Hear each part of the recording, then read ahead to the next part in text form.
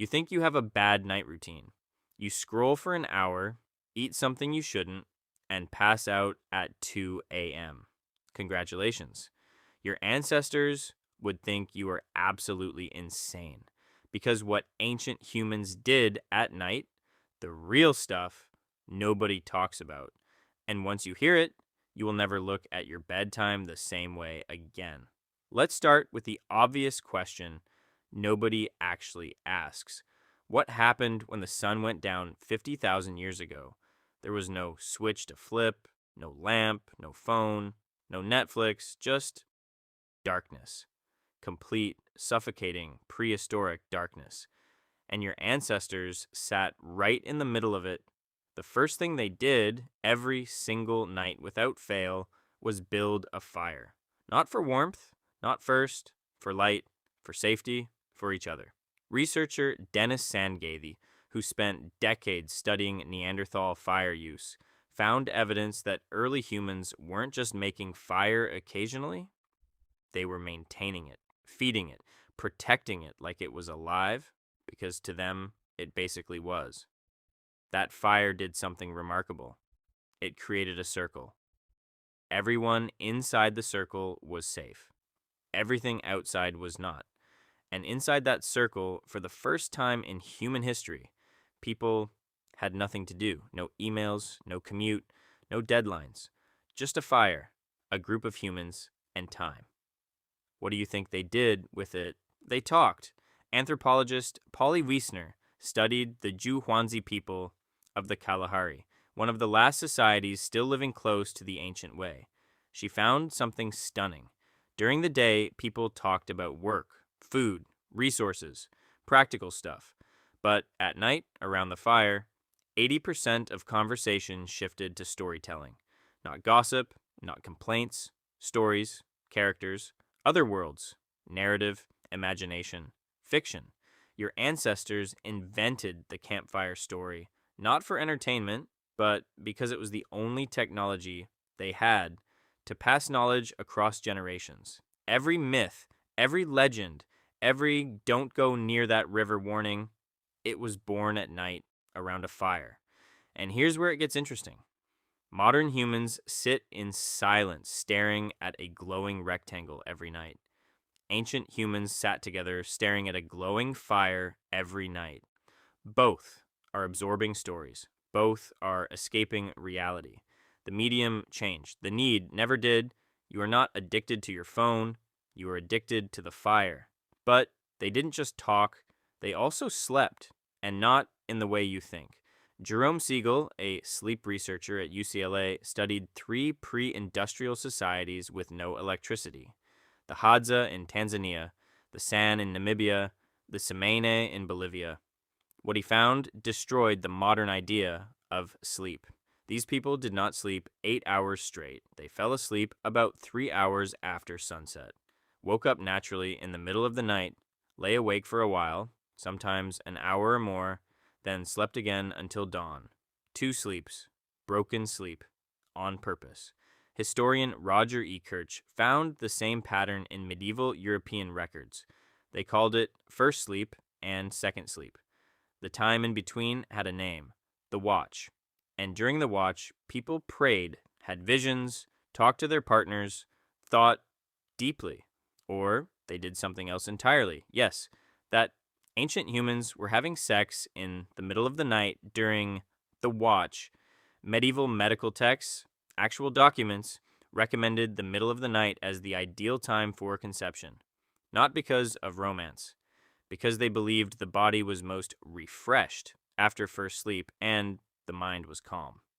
There was even a term for it in Old French literature, dorveil, the dreamlike state between sleep and waking, that liminal, half asleep, half awake window. That's when it happened, not on a schedule, not after checking Instagram, in the dark, in the quiet, completely present. Now think about that compared to now. Modern couples are exhausted by 10 p.m., too tired, too stressed, too stimulated by screens. Sexual frequency in adults has dropped measurably in the last 2 decades. Researchers at the Kinsey Institute have tracked the decline. And one of the biggest culprits? Blue light from screens suppressing melatonin. The same blue light that tricks your brain into thinking it's still daytime. Your ancestors had darkness as a biological trigger for intimacy. You traded that for a sixth episode of whatever you're watching. But let's go back even further. Before fire, before language, before Homo sapiens, what did the creatures before us do at night? They hid. Our earliest primate ancestors were nocturnal. They moved at night precisely because the big predators were less active. But then something flipped. Evolutionary biologist Liz Batt and her team analyzed the evolution of primate eye anatomy. Around 66 million years ago, right after the asteroid that wiped out the dinosaurs, primates began shifting to daytime activity. The predators were gone. The daylight was suddenly safe, and our ancestors seized it. But the night never fully left our biology.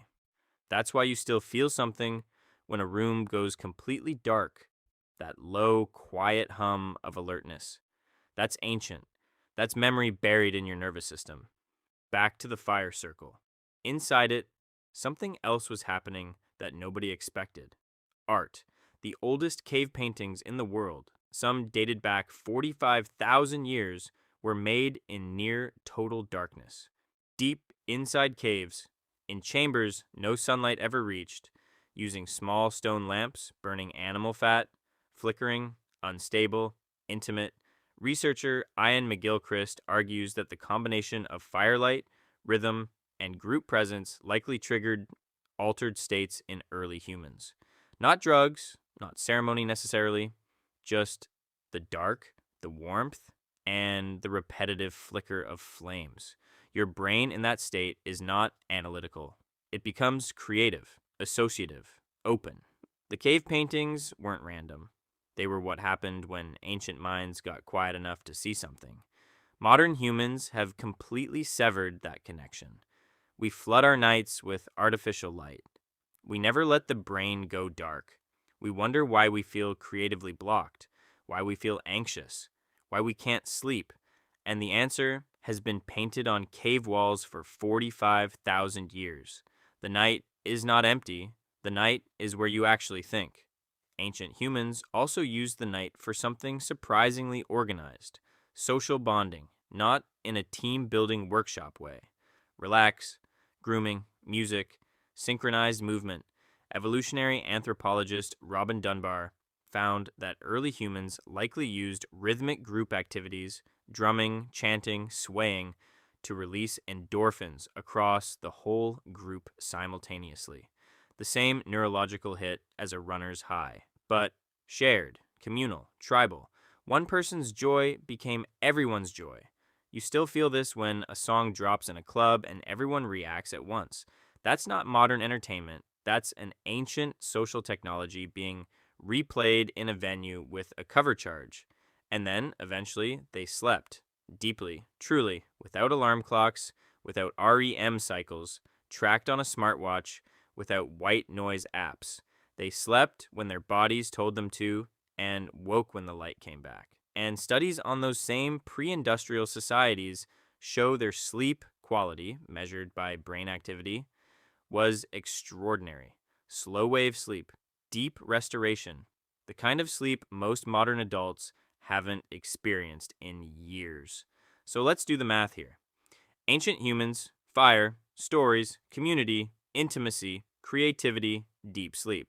Modern humans, isolation, screens, anxiety, shallow sleep, and a 3 a.m. doom scroll. Something went very wrong, and we did it to ourselves, slowly, voluntarily, one light bulb at a time. Thomas Edison invented the commercial light bulb in 1879. In less than 150 years, humans dismantled 50,000 years of nighttime behavior. We convinced ourselves that darkness was the problem, that productivity required light. That night was wasted time. Your ancestors wouldn't recognize what you've done to the night. They would think you are absolutely insane. And honestly, looking at our sleep statistics, our loneliness rates, our declining creativity, They might have a point. Tonight, when the sun goes down, your instinct is still there. The pull toward warmth, toward closeness, toward quiet, toward whatever flickers. You feel it. You just built a glowing screen to replace it. The fire is gone, but the need never left. And somewhere deep in your nervous system, buried under 150 years of artificial light and infinite content, your ancient self is still sitting in that circle, waiting for the stories to begin.